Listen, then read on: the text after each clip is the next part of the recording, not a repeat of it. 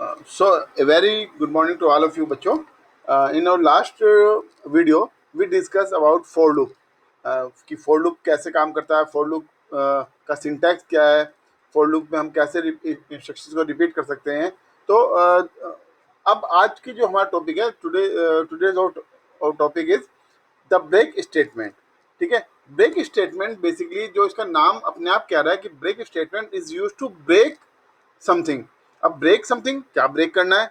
Break statement basically use करते हैं हम लोग लूप अगर हमारा चल रहा है, लूप को ब्रेक करने के लिए. अगर हमें बीच में सडनली लूप को ब्रेक करना है, लूप को बीच में सडनली हमें रोकना है, in that case we will use break statement. Suppose हमारा लूप चल रहा है, फोर लूप चल रहा है, 1 to 10 तक चल रहा है, और हमें फोर लूप को सडनली बीच में ही किसी कारण से रोकना पड़ रहा है. ठीक है, in that case we will use break statement. पर आप हमेशा एक चीज का खास ध्यान रखेंगे, जब भी हम ब्रेक स्टेटमेंट यूज करेंगे तो ये नहीं कि ब्रेक स्टेटमेंट को हम ऐसे ही लगा देंगे. ब्रेक स्टेटमेंट को लगाने से पहले हमें उसके यूज को कंट्रोल करना पड़ेगा, हमें उसको स्पेसिफाई करना पड़ेगा कि ये कब ब्रेक हो, किस कंडीशन में ब्रेक हो, क्यों ब्रेक हो. ठीक है, अगर सपोज करो आप गाड़ी चलाते हो, ठीक है, गाड़ी चलाते हो आप, ठीक है, आप गाड़ी चला रहे हो, लगातार गाड़ी चला रहे हो. सपोज आपके गाड़ी के आगे कोई भी एनिमल आ गया या कोई भी ह्यूमन बीइंग आ गया, तो आप सडनली ब्रेक लगाते हो. ठीक है, अदरवाइज आपकी गाड़ी चलती रहती है, आप चलती रहती है, आप घर पहुंचते तो आप ब्रेक लगाते हो. ठीक है, इज दैट क्लियर? सेम ऐसे ही हम ब्रेक स्टेटमेंट तब यूज करेंगे जब उसकी हमें जरूरत पड़ती है, जब हमें सडनली उसकी जरूरत पड़ती है. ठीक है, यहाँ हमने उसको प्लान कर रखा है कि हमें वहां पे उसको ब्रेक लगाना है. ये नहीं कि हम ब्रेक स्टेटमेंट को लूप के बीच में रख देंगे तो क्या होगा, बेसिकली जैसे ही हम लूप चलाएंगे ऑटोमेटिकली उसको ब्रेक स्टेटमेंट मिल जाएगा. तो हमें ब्रेक को, जब हम ब्रेक स्टेटमेंट लगाते हैं तो ब्रेक स्टेटमेंट को हमेशा हम इफ कंडीशन के अंदर लगाएंगे. ठीक है, हमेशा उसको इफ कंडीशन में लगाएंगे. सपोज करो कि आप ब्रेक के ऊपर पैर रख के कभी गाड़ी चला सकते हो, कि ब्रेक आपने दबा रखा है, गाड़ी चला रहे हो? Is it possible? No, this is not possible. तो आपको ध्यान रखना है कि आपको ब्रेक कब लगाना है. ब्रेक आप तब लगाओगे जब उसके लिए आपको कंडीशन मिलेगी कि तभी आपको ब्रेक लगाना है. तो उस कंडीशन को स्पेसिफाई करने के लिए हम यूज करते हैं इफ स्टेटमेंट. तो ध्यान रखिएगा, आप लूप के अंदर जब भी आप ब्रेक स्टेटमेंट लगाते हैं तो आपको उसको इफ कंडीशन के अंदर लगाना है, क्योंकि इफ क्या करता है, इफ ब्रेक के यूज को कंट्रोल कर देता है कि ब्रेक को कैसे यूज करना है, कब यूज करना है और कहाँ यूज करना है. ठीक है, तो break statement is basically use to break a loop या to jump out of the loop. Loop से बाहर आने के लिए, लूप हमारा चल रहा है, उससे सडनली बीच में हमें लूप से बाहर आना है, तो in that case we will use break statement. ठीक है, हमेशा ये ध्यान रखेंगे, ब्रेक स्टेटमेंट को हम इफ कंडीशन के अंदर लगा के चलेंगे. अगर हम ब्रेक स्टेटमेंट को इफ कंडीशन के अंदर नहीं लगाएंगे तो क्या होगा, जैसे ही हमारा लूप चलेगा, पहली बारी में जैसे ही लूप चलेगा, ब्रेक स्टेटमेंट उसको मिल जाएगी और लूप हमारा वहीं पर ब्रेक हो जाएगा.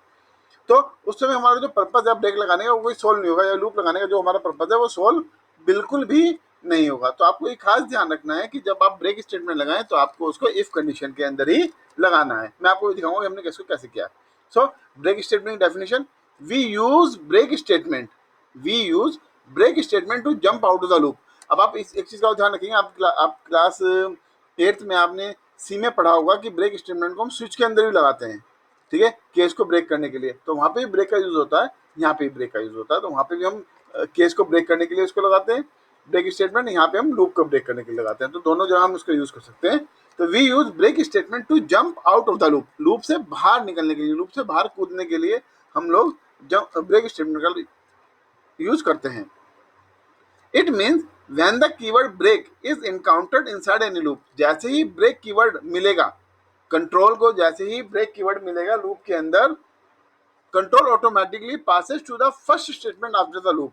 जो लूप के बाद जो पहली स्टेटमेंट लिखी होगी, जो भी लूप के बाद स्टेटमेंट लिखी होगी, उसमें वो कंट्रोल हमारा मूव करेगा. क्योंकि क्या होगा, लूप चल रहा है, उसको अचानक ब्रेक मिला, इफ कंडीशन के अंदर उसको ब्रेक मिला, जैसे ही उसको ब्रेक मिला वो एकदम वहां से बाहर जंप करेगा.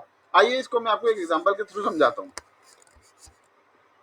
ये देखिए, ये हमारा एक एग्जांपल है. इसके ऊपर जो फाइलें हैं यहाँ पे void main #include iostream.h #include corner.h. ठीक है, वो आप यहाँ पे लगा देंगे. देन void main आपको पता है डिफॉल्ट फंक्शन है, कर्ली ब्रेसेस, यहाँ से हमारा प्रोग्राम स्टार्ट हुआ, यहाँ पे स्पेस होगा. ठीक है, इंटीजर आई, एक आई हमारा वेरिएबल है, इसकी वैल्यू हमने शुरू में क्या रखी है, 1. यहाँ पे हमने वैल्यू 1 रखी है. Then it is CLR clear screen. ठीक है, to clear the output screen. जो हमारी आउटपुट स्क्रीन है उसको क्लियर करने के लिए हम यहाँ पे CLR लगा रहे हैं. अब इसके बाद आता है हमारा लूप का स्ट्रक्चर. अब ये जो आप ध्यान दीजिए, यहाँ पे कर्ली ब्रेसेस ये लगा हुआ है, ठीक है, और एक कर्ली ब्रेसेस ये लगा है, तो यानी कि this is our body of the loop. ये हमारी जो है, ये हमारी बॉडी ऑफ द लूप है, ये लूप की बॉडी है, ये बार बार एग्जीक्यूट करेगी, बार बार रिपीट करेगी, ठीक है। अब हमें ब्रेक स्टेटमेंट का यूज देखना है, तो पहले लूप को समझते हैं। लूप क्या है? लूप क्या कहता है? Loop I is equal to 1, I की वैल्यू 1 है, I less than equal to 10, loop तब तक चलेगा जब तक आई की वैल्यू हमारी 10 नहीं हो जाती, ठीक है।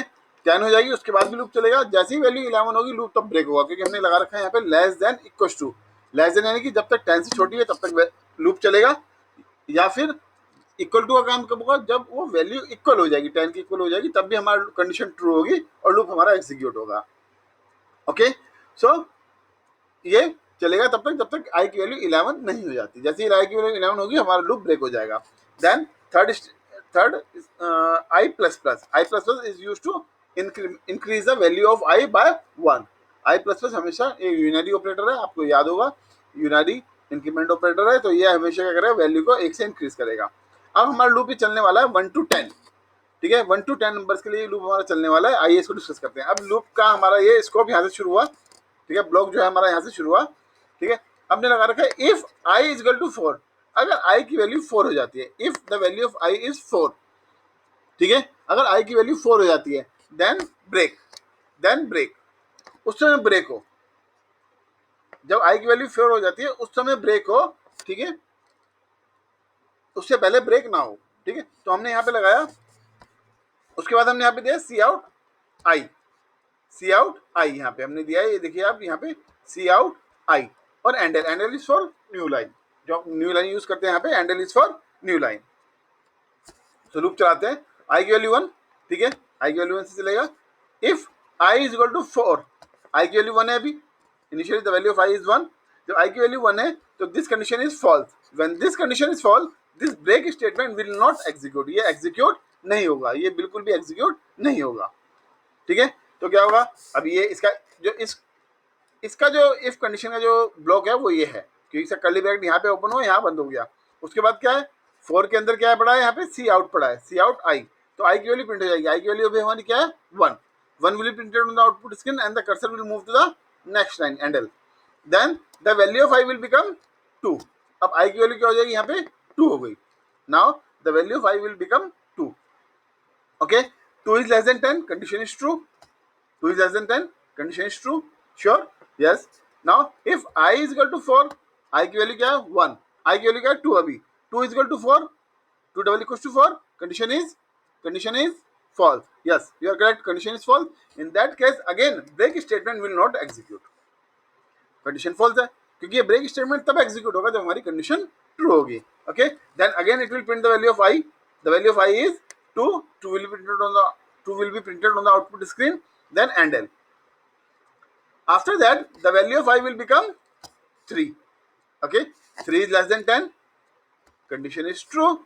Again, it will go inside the loop. If I is equal to 4, I की value क्या है? 3. 3 is equal to 4. Condition is false. Okay, then again this break statement will not execute. Again, it will print the value of I. I की value अभी क्या है? 3 है, ठीक है, 3 प्रिंट होगी। उसके बाद कर्सर हमारा नेक्स्ट लाइन में मूव करेगा क्योंकि हैंडल लगा है, and then the value of i will become 4। अब आई की वैल्यू यहाँ पे क्या हो जाएगी? 4 हो जाएगी। Again 4 is less than 10, yes, condition is true. 4 is less than 10, condition is true. Now i 4 is equal to, यहाँ पे आई की वैल्यू क्या होगी? 4 हो गई। 4 is equal to 4, 4 is equal to 4, yes, it is true. 4 is equal to 4, condition true है। When condition is true, this block will execute, and here in this block the break statement is written, ठीक है, is that clear? Here in this block the break statement is written. When this break statement will execute, the control will move to the next statement after the loop. अब ये loop का जो scope था वो ये है, loop का जो स्कोप क्या है वो ये है। तो जो कंट्रोल है, जो लूप का जो कंट्रोल है, जो लूप को रन कर रहा है, अब वो सीधे कहाँ पहुंच जाएगा? लूप के बाद जो स्टेटमेंट लिखी है यानी गेट ch स्टेटमेंट, इसके ऊपर वो मूव कर जाएगा और आपका वैल्यू 1 2 3 प्रिंट हो जाएगी और बीच में आपका लूप वहाँ पे ब्रेक हो जाएगा, आपका लूप वहाँ पे खत्म हो जाएगा। तो यानी कि हमने जो यहाँ पे स्टेटमेंट, ये ब्रेक स्टेटमेंट यूज किया है, ये हमने लूप को रोकने के लिए यूज किया है। इसके बाद लूप नहीं चलेगा, दोबारा लूप नहीं चलेगा, यहाँ पे लूप अब यहाँ पे ब्रेक हो जाएगा, अब ये दोबारा लूप नहीं चलेगा। तो वैल्यू जो हमारी प्रिंट होगी दैट विल बी 1, 2 एंड 3। चलिए आइए इसको हम एक बार उसमें करके देखते हैं, C++ में करके देखते हैं, ठीक है। So hash include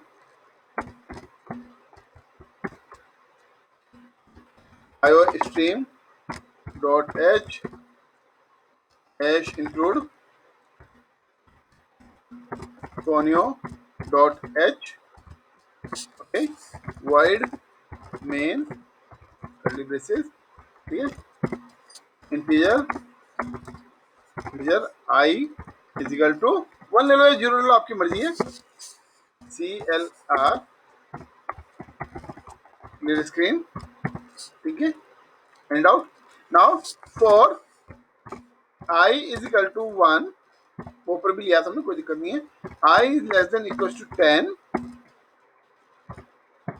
I plus plus, ठीक है। कर लीजिए बच्चों, आप इन वीडियो को डाउनलोड कर लीजिएगा अपने पास, ताकि आप इसको बार बार दोबारा देख सकें, ठीक है।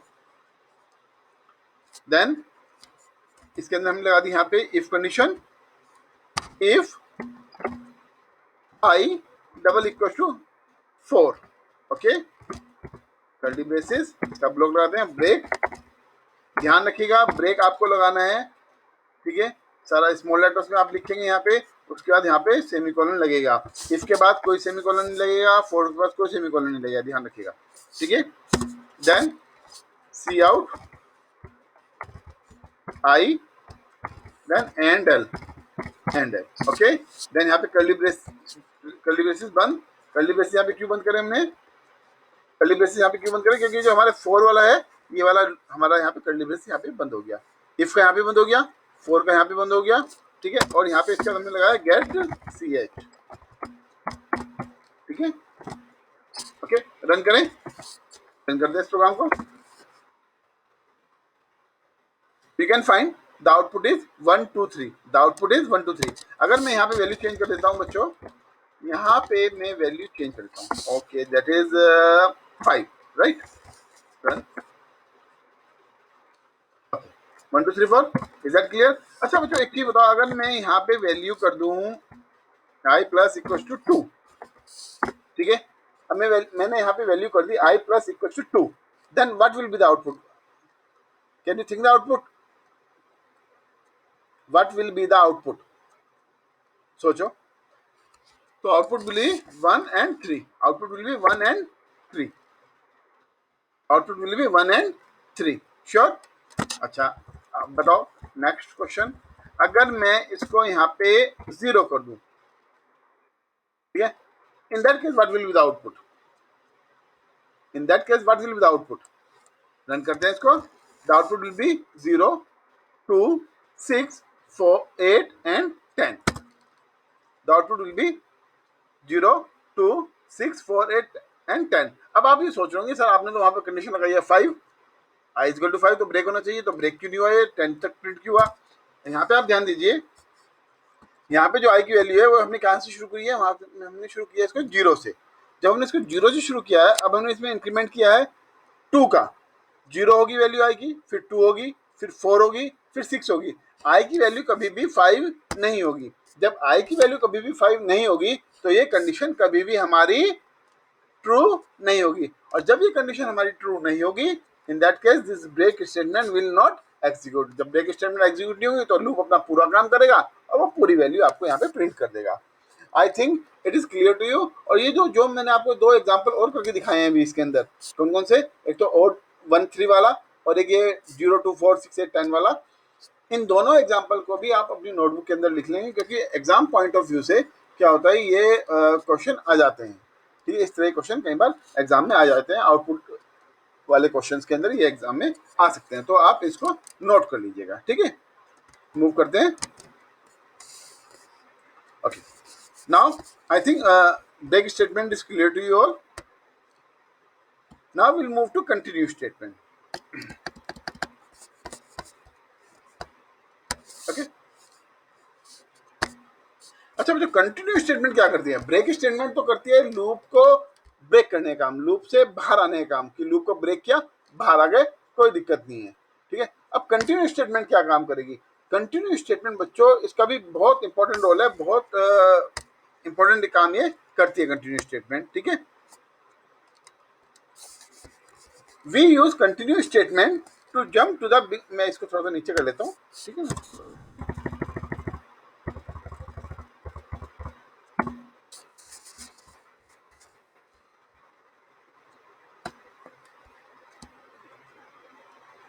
इसको पहले पूरा कर लेते हैं, इसका बाकी प्रोग्राम कहीं पे खो गया है, ढूंढ के लाते हैं इसको। ये रहा इसका प्रोग्राम, ठीक है। तो इस प्रोग्राम को उठा के पहले ऊपर ले आते हैं। प्रोग्राम यहाँ पे भाग गया था नीचे, ठीक है। चलो हम इसको यहाँ पे लेके आते हैं। कहाँ जा रहा है?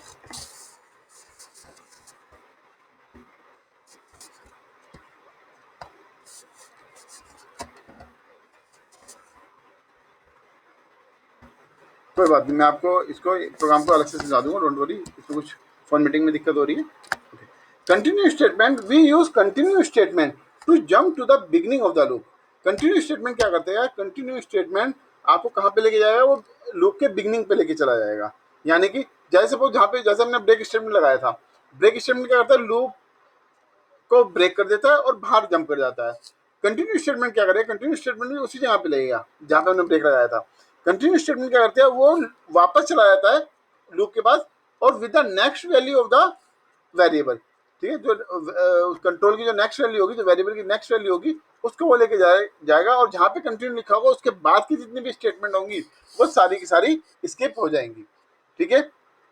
We use continue statement to jump to the beginning of the loop. We use jump statement to we use continue statement to jump to the beginning of the loop. It means when the keyword continue is encountered inside any loop, जब भी keyword continue मिलेगा, the control will automatically, control यानी कि जो एक एक करके हमारी जो इंस्ट्रक्शन एग्जीक्यूट हो रही है, control automatically passes to the beginning of the loop, वो वापस बिगिनिंग ऑफ द लूप पे चला जाएगा। पर इसका मतलब ये नहीं है कि बिगिनिंग ऑफ द लूप पे चला जाएगा तो उसको दोबारा से शुरू कर देगा लूप को, नहीं।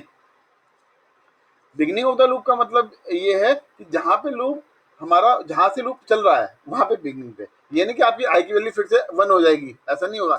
आई की जो वैल्यू नेक्स्ट होगी वो वहां से उसको एग्जीक्यूट करना शुरू करेगा। आइए इसको एग्जांपल में करके देखते हैं। देखो जैसे बच्चों ये है हमारा प्रोग्राम,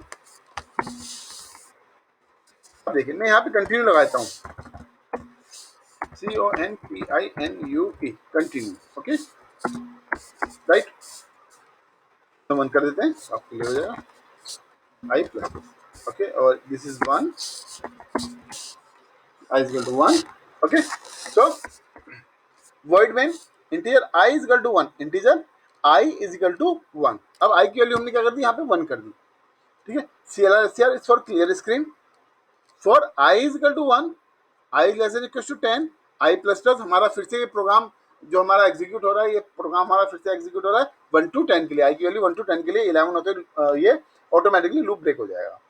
अब हमने क्या लगाया? If I double equal to 5, if I double equals to 5 then continue, if I double equals to 5 then continue, ठीक है। अदरवाइज वो वैल्यू प्रिंट करता रहेगा। चलिए अब मैं आपको एक वो दिखाता हूँ इसके अंदर, ऑल डी वॉच लॉग दिखाता हूँ। हमने आई के ऊपर वॉच लगा दिया, ठीक है ना।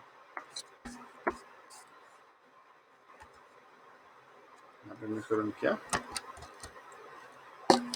अब आप देखिए बच्चों, मैं स्टेप बाय स्टेप रन कर रहा हूँ। अभी आई के अंदर वैल्यू क्या है? यहाँ पे नीचे देखिए, आई के अंदर वैल्यू जो है वो है 1198, दैट इज गार्बेज वैल्यू, ठीक है। जैसे ही हम इसको एग्जीक्यूट करेंगे, स्टेटमेंट को एग्जीक्यूट करेंगे, ये एग्जीक्यूट हुई। अब आई की वैल्यू कितनी हुई? 1, ठीक है। Now next statement is CLR SCR, control अभी यहाँ पे है पर अभी इसको एग्जीक्यूट नहीं किया है। अब ये जैसे मैं यहाँ पे क्लिक कर रहा हूँ, ये इसको एग्जीक्यूट करेगी और हमारी जो आउटपुट स्क्रीन है वो इस समय क्लियर हो चुकी है, जो बाहर जो हमारा आउटपुट आता है वो क्लियर हो चुका है। Now for i is equal to 1, अब आई की वैल्यू क्या है? 1 है यहाँ पे, ठीक है। ये देखो यहाँ पे आई की वैल्यू 1, ठीक है। If i is equal to 1, i is equal to 1, ठीक है। I double equal to 5, condition is false, तो कंटिन्यू एग्जीक्यूट नहीं होगा, ठीक है। सीधे कहाँ जाएगा? सी आउट आई, आई की वैल्यू प्रिंट हो जाएगी, यानी कि आई की वैल्यू क्या है हमारी? 1 प्रिंट हो जाएगी आउटपुट स्क्रीन के ऊपर, ठीक है। Next the value of i will become 2, 2 हो गई, 2 double equal to 5, condition is false, ठीक है, कंटिन्यू एग्जीक्यूट नहीं होगा। फिर से आई की वैल्यू प्रिंट हो जाएगी। देन आई की वैल्यू 3, नीचे देखो वॉच विंडो में आई की value 3, 3 double equal to 5, condition is false, अभी भी एग्जीक्यूट नहीं होगी, कंटिन्यू अभी भी एग्जीक्यूट नहीं हुआ है। ठीक है, यहाँ पे सी आउट की वैल्यू, सी आउट आई की वैल्यू एग्जीक्यूट हो जाएगी। ठीक है, आई की वैल्यू क्या है 3, 3 प्रिंट हो जाएगी आउटपुट स्क्रीन के ऊपर। देन आई की value 4, 4 double equal to 5, got it, 4 double equal to 5, clear है, condition is false, continue execute नहीं होगा। फिर से सी out I, C out i की वैल्यू क्या है 4, 4 प्रिंट हो जाएगी आउटपुट स्क्रीन के ऊपर।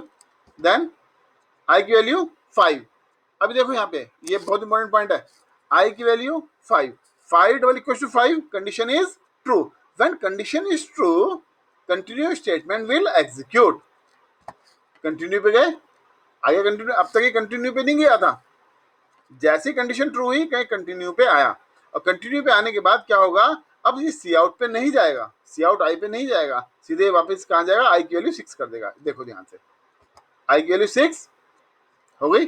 अब ध्यान दो, इसने ये अभी उस पे सी आउट पे नहीं गया था। ठीक है, अब आई की value 6, condition is false, c out, c out i की वैल्यू 8, ठीक है, कंडीशन इज फॉल्स, आई की वैल्यू 8 प्रिंट हो जाएगी। देन आई की वैल्यू 9, कंडीशन फॉल्स, 9 प्रिंट हो गया। आई की वैल्यू 10, कंडीशन फॉल्स, 10 प्रिंट हो गया। नाउ आई की वैल्यू क्या हो गई 11, अब 11 की वजह से क्या हो गया, हमारा लूप भी ब्रेक हो गया ऊपर, और get c h and you can see the output is 1 2 3 4। अब आप देखो यहाँ पे 5 गायब है, क्योंकि 5 की वैल्यू प्रिंट नहीं हुई, 5 हमारा यहाँ पे प्रिंट नहीं हुआ। क्या है हमारा 1 2 3 4 6 7 8 9, 1 2 3 4 6 7 8 9। चलिए बच्चों इसको एक बार और दोबारा करते हैं। ठीक है, अब मैं यहाँ पे क्या करता हूँ बच्चों, यहाँ पे मैं कर देता हूँ आई की वैल्यू, अच्छा दो वैल्यू गायब कर देते हैं यहाँ पे, इफ और आई इक्वल टू 7। ठीक है, अगर आई इक्वल टू 5 और आई इक्वल टू 7, अब दो वैल्यू गायब करेंगे हम यहाँ से, या हम इसको कर देते हैं 3, चलो 3 कर देते हैं इसको। ठीक है, इसको रन करते हैं।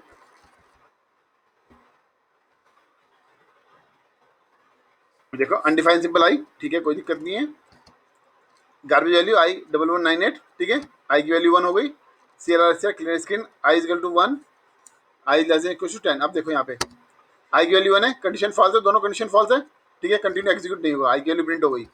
अब आई की वैल्यू 2 है, दोनों कंडीशन फॉल्स है। ठीक है, आई की वैल्यू 2 है, दोनों कंडीशन फॉल्स है, कंटिन्यू स्टेटमेंट एग्जीक्यूट नहीं होगी, आई की वैल्यू प्रिंट हो गई। देन आई की वैल्यू 3 है, आई की वैल्यू 3 है, अब कंटिन्यू एग्जीक्यूट होगा। ठीक है, और कंटिन्यू एग्जीक्यूट होगा तो इस समय सी आउट एग्जीक्यूट नहीं होगा। ये देखो कंटिन्यू एग्जीक्यूट हुआ, और आई की वैल्यू क्या हो जाएगी, अब सीधे यहाँ पे 4 हो जाएगी, आई की वैल्यू 4 हो गई। ठीक है, अब कंडीशन फॉल्स है, 4 I is equal to 3, I is equal to 7, दोनों कंडीशन फॉल्स है, तो आई की वैल्यू प्रिंट होगी, 4 प्रिंट हो गया। ठीक है, अब 5 हो गई, कंडीशन फॉल्स है, 5 प्रिंट हो गया। अब 6 है, आई की वैल्यू 6 है, कंडीशन फॉल्स है, दोनों कंडीशन फॉल्स है, तो 6 प्रिंट हो गया। अब क्या है, कंडीशन यहाँ पे 7, आई की वैल्यू हो गई 7, तो 7 ये कंडीशन यहाँ पे ट्रू हो गई, एक कंडीशन ट्रू हो गई, वाली कंडीशन ट्रू हो गई, यहाँ पे और लगा है, दोनों में से कंडीशन ट्रू होनी चाहिए और के केस में, तो वाली कंडीशन ट्रू हो गई। जब ये कंडीशन हमारी ट्रू हो गई तो क्या होगा, अब फिर हमारा कंटिन्यू स्टेटमेंट एग्जीक्यूट होगा। हो रहा है continue statement execute, continue statement execute हुआ, उसके बाद आई की वैल्यू क्या हो जाएगी 8, 8 हुई, अब कंडीशन फॉल्स है, तो 8 प्रिंट हो जाएगा, 9 प्रिंट हो जाएगा, 10 प्रिंट हो जाएगा, 11 हुआ, अब लूप ब्रेक हो गया, क्योंकि ऊपर से लूप में कंडीशन लगी थी आई लेस देन इक्वल टू 10, तो यहाँ पे लूप ब्रेक हुआ, और फिर हमारा जो आउटपुट आया, आउटपुट आप सोच सकते हो क्या आउटपुट आया होगा, ध्यान करो 3 और 7 पे वो स्किप हुआ था, 3 और 7 पे कंटिन्यू स्टेटमेंट एग्जीक्यूट हुई थी, तो अब देखते हैं क्या आया वहाँ पे, 1 2 कहाँ है, 3 गायब है, 1 2 4 5 6 7 भी गायब है। ठीक है, तो हमारी दोनों कंडीशन वहाँ पे एग्जीक्यूट हुई थी, उस समय कंटिन्यू एग्जीक्यूट हुआ था, इस वजह से यहाँ पे ये दोनों ही वैल्यूज हमारी यहाँ पे गायब है। Is that clear? I hope कि ये आपको कंटिन्यू स्टेटमेंट यहाँ पे क्लियर हो गया होगा। आपको नोट्स में ये कंटिन्यू स्टेटमेंट का पूरा मिल जाएगा कि कंटिन्यू स्टेटमेंट का प्रोग्राम कैसे था, ठीक है। आप इसको, ये जो दो प्रोग्राम मैंने आपको यहाँ पे बना के दिखाए हैं, ठीक है, आप ये दोनों प्रोग्राम आप वहाँ पे दोनों के दोनों प्रोग्राम आप अपने नोटबुक के अंदर लिख लेंगे, ठीक है। और दोनों प्रोग्राम का आउटपुट भी आप साथ साथ लिखेंगे, क्योंकि अगर जब तक आप आउटपुट नहीं लिखेंगे आपको क्लियर नहीं होगा कि इस प्रोग्राम का आउटपुट क्या था और इस प्रोग्राम का आउटपुट कैसे आया, ठीक है। और इस वीडियो को मैं अभी भी आपसे कह रहा हूँ, इन वीडियोज़ को जो भी वीडियोज़ है आप अपने कंप्यूटर में सेव कर लीजिएगा, ताकि आप फ्यूचर रेफरेंस के लिए कभी भी आपको दिक्कत हो, कोई भी प्रॉब्लम हो, आप उसको दोबारा बार बार 2 बार 3 बार इसको रन करके या इसको चला के वीएलसी में चला लीजिए या विंडोज मीडिया प्लेयर में चला लीजिए, इसको उनको चला के आप इसको इजीली रन कर सकते हैं। So for today that's all, ठीक है। I hope you got break and continue statement, कि ब्रेक एंड कंटिन्यू स्टेटमेंट का क्या यूज है, कैसे ये एग्जीक्यूट होते हैं, किस तरह से इनका काम चलता है। So in our next video, ठीक है ना, we are going to discuss what thing, we are going to discuss while loop and do while loop, ठीक है। दोनों बहुत इंपॉर्टेंट लूप हैं, while loop and do while loop. तो in our next video we are going to discuss while loop and do while loop. For today, thank you so much. Okay, God bless you all.